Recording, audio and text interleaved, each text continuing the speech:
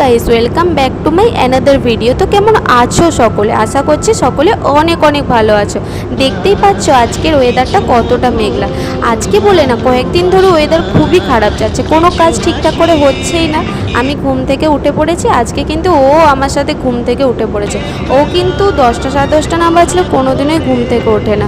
আজকে যেহেতু ওর একটা কাজ ছিল, তাই কিন্তু ও তাড়াতাড়ি ঘুম থেকে উঠে পড়েছে। তো ও যেহেতু উঠে পড়েছে, ভাবলাম বিছানাটা একেবারে রেডি করে নিই। আর ও গেছিলো বাজারে, নিয়ে এসেছে ছাতু, পেয়ারা, পটল আর শসা। সকাল সকাল যেহেতু আমার বেশি কিছু রান্না করা সম্ভব হয় না, তাই এটুকুই নিয়ে এসেছে।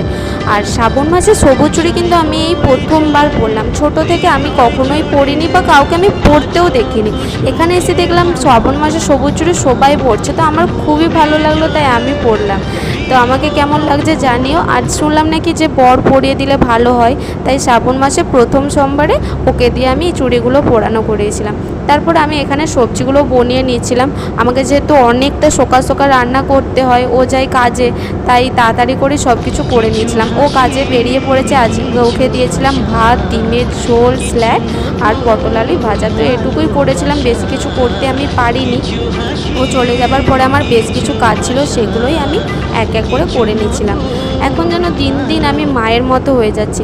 তখন যখন মা একটা কাজ করতে বলতো, হাজারটা মাকে উত্তর দিয়ে দিতাম, করতে পারবো না, কেন করবো। আর এখন নিজের কাজ নিজে সমস্ত কিছু গুছিয়ে বাগিয়ে করতে শিখে গেছি। আমি বলি না, সমস্ত মেয়েরাই শিখে যায়। তো এটাই হচ্ছে মেয়েদের জীবন, কি আর করা যাবে। তো চলো আজকের মতো টাটা।